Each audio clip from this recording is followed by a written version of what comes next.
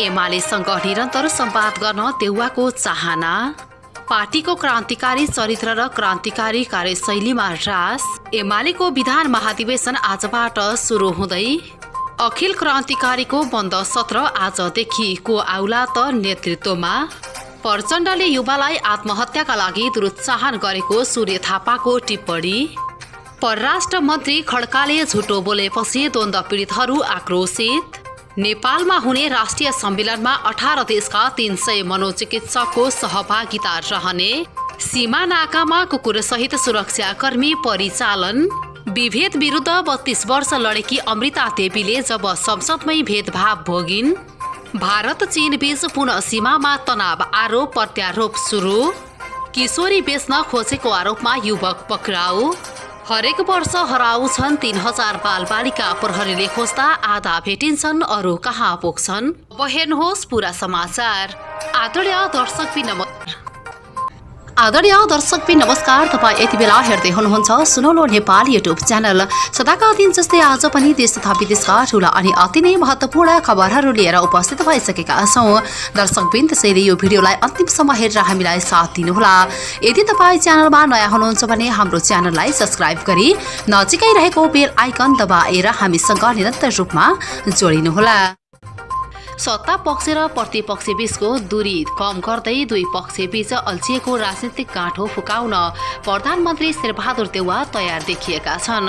बिहिबार सर्वदलीय बैठक डाकेर सत्तापक्ष र प्रतिपक्ष बीचको दूरी घटाउने र संसददेखि अन्य राष्ट्रिय राजनीतिक मुद्दामा अल्झिएको गाँठो फुकाउने प्रयास गरेका देउवाले त्यो प्रयासलाई अझै जारी राख्ने निष्कर्षमा पुगेको छ। प्रधानमन्त्रीले मुलुकमा देखिएको राजनीतिक डेडलक अन्त्य गर्न प्रमुख प्रतिपक्षसँग निरन्तर संवादको प्रक्रिया अघि बढाइरहनु भएको छ। एमालेका दोस्रो तहका नेताहरूसँग अझै पनि सत्तापक्षले त्यो प्रयासलाई जारी राखेको छ। नेता विश्वकर्माले भने उनले सर्वदलीय बैठक समेत एमालेसँगको संवादकै आधारमा तय भएको र अन्त्यमा सो दलबाट बैठकमा सहभागी भने नभएको बताए। संवाद सुरु भइरहेको थियो, अहिले पनि जारी छ। त्यही अनुसार नै सर्वदलीय बैठक बोलाइएको हो, तर उहाँहरू आउनु भएन, यो प्रयास अझै जारी रहन्छ उनले थपे। प्रधानमन्त्रीले प्रमुख प्रतिपक्षीय दल एमालेसँग संसदमा देखिएको गतिरोध अन्त्य, प्रतिपक्षीय दलको रचनात्मक सहयोग र राष्ट्रिय राजनीतिका मुद्दामा सहमति चाहेको बताउँदै आइरहेका छन्। देउवाले यसअघि ओलीसँग वार्ता र संवाद गर्न भन्दै कानून मन्त्री ज्ञानेन्द्र बहादुर कार्कीलाई बालकोट स्थित ओली निवास पठाएका थिए। त्यसअघि समेत कार्कीले दुई पटक ओलीसँग एक्लै भेटेका थिए। कांग्रेसबाट एमालेका नेताहरूसँग संवाद गर्न मन्त्री कार्की र नेता विश्वकर्मा खटिँदै आइरहेको समाचार उल्लेख छ। प्रधानमन्त्रीको सचिवालयले समेत प्रधानमन्त्री देउवाले संसदको गतिरोध अन्त्य गर्ने विषयमा एमाले अध्यक्षसँग वार्ता गर्न तयार गरिरहेको जानकारी दिएको छ, तर दुई नेताबीच कहिले भेट हुन भन्ने तय भइसकेको छैन। नेकपा माओवादी केन्द्रका अध्यक्ष पुष्पकमल दाहालले पार्टीको क्रान्तिकारी चरित्र र क्रान्तिकारी कार्यशैलीमा ह्रास आएको बताए। अध्यक्ष प्रचण्डले बिहिबार अखिल क्रान्तिकारीको 22औं राष्ट्रिय सम्मेलनलाई सम्बोधन गर्दै पार्टीको क्रान्तिकारी चरित्रमा ह्रास आएको बताए। विगतमा सामाजिक रूपान्तरण, क्रान्ति र परिवर्तनको निम्ति काम गर्ने पार्टी नेता कार्यकर्ताहरूको कार्यशैलीमा परिवर्तन भएको उनले बताए। पार्टीका नेताहरू पद, प्रतिष्ठा, पैसा र कमिसनको निम्ति मरिहत्ते गर्ने भन्दै उनले पार्टीभित्र अवसरवादी चरित्र मौलाएको बताएका छन्। जो नेता जति धेरै माथि भयो उति धेरै परिवर्तन भएको उनको भनाइ छ। पार्टीबाट जति धेरै मन्त्री बने उनीहरू नै पतन भएको भन्दै अध्यक्ष प्रचण्डले पार्टीमा रूपान्तरणको खाँचो रहेको औल्याए। उनले भने हामी बिस्तारै बिस्तारै थाहै नपाइकन गएको 10-15 वर्ष यता हाम्रो क्रान्तिकारी चरित्रमा ह्रास आएको छ।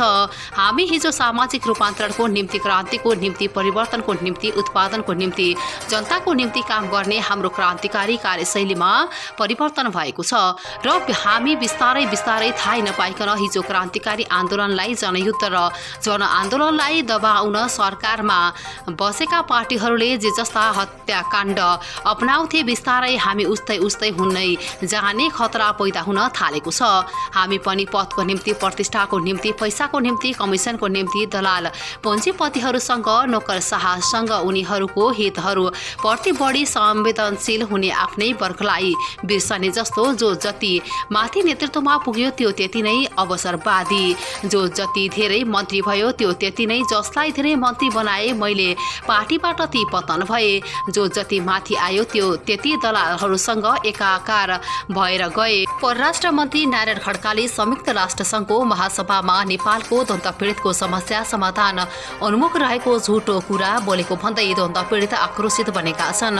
साथै पीडितहरूले परराष्ट्र मन्त्री खड्काले झुटो बोलेको भन्दै राष्ट्रसङ्घका महासचिवलाई पत्र पठाएर ध्यान आकर्षण समेत गराएका छन्।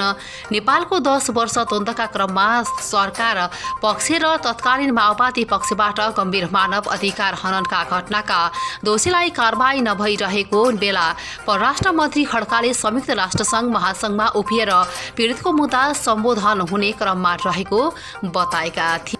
ललितपुरको पुलचोक स्थित राष्ट्रसङ्घको कार्यालयमा पुगेर द्वन्द्व पीडितहरूले महासचिवलाई सम्बोधन गरेको पत्र बुझाएका छन्।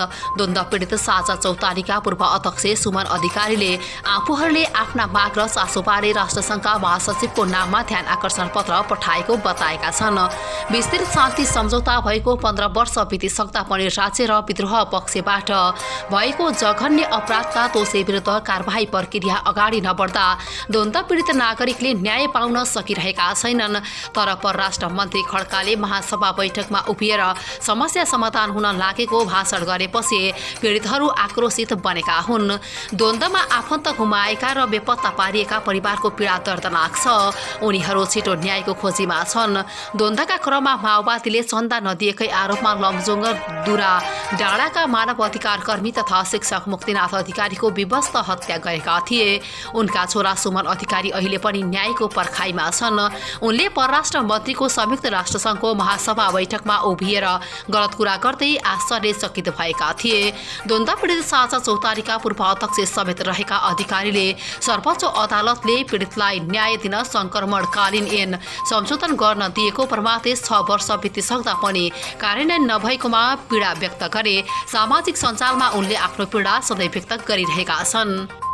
जिल्ला प्रहरी कार्यालयले दशैं तिहारका लागि सीमा नाकामा तालिम प्राप्त कुकुरसहित सुरक्षाकर्मी परिचालन गर्ने भएको छ। सीमा क्षेत्रमा पहिलो पटक कुकुरसहित सुरक्षाकर्मी परिचालन हुन लागेको हो। पश्चिम सीमा नाका गण्डा चौकी र दक्षिण पूर्वी नाका गौरी फण्डामा कुकुरसहित प्रहरी परिचालन गर्न लागि हो। जिल्ला प्रहरी कार्यालय सहित मातहतका सबै प्रहरी युनिट दशैं तिहार सुरक्षाका लागि सक्रिय रूपमा परिचालन गर्ने तयारीमा प्रहरी कार्यालय लागेको छ। त्यसका लागि मातहतका सबै प्रहरी युनिटसँग छलफल अघि बढाइरहेको प्रवक्ता नेउपानेले बताउनुभयो।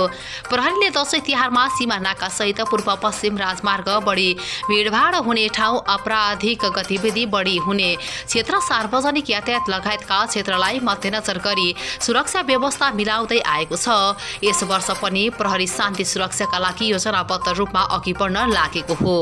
अध्यक्ष प्रचण्डले बिहिबार अखिल क्रान्तिकारीको राष्ट्रिय सम्मेलनलाई सम्बोधन गर्दै आफूले भगत सिंहका सहयात्री चन्द्रशेखरले जस्तै आत्महत्या गर्न खोजेको भन्दै सबै आत्महत्या गलत नहुने बताएका थिए। प्रचण्डले मार्क्सका छोरी ज्वाइँले गरेको आत्महत्या सही थियो भन्दै गरेको भाषणप्रति एमाले प्रचार विभागका उपप्रमुख थापाले आपत्ति जनाएका हुन्। थापाले प्रचण्डको भाषणप्रति टिप्पणी गर्दै त्यसलाई निराशा र कुण्ठाको अभिव्यक्ति भनेका छन्। थापाले भने हिटलरले पनि आखिरमा आत्महत्या नै गरेको थियो। हारेको जुवाडे चरम महत्वाकांक्षी युद्धबन्दी र रक्तपिसासुले असफलतामा रोज्ने बाटो अन्त्य आत्महत्या बाहेक अर्को हुन सक्दैन। हवस् त दर्शकबिन, अहिलेलाई समाचार यति नै। फेरि पनि समाचार लिएर उपस्थित हुनेछौँ। हामीलाई हेर्दै गर्नुहोला। हवस् त, नमस्कार, धन्यवाद।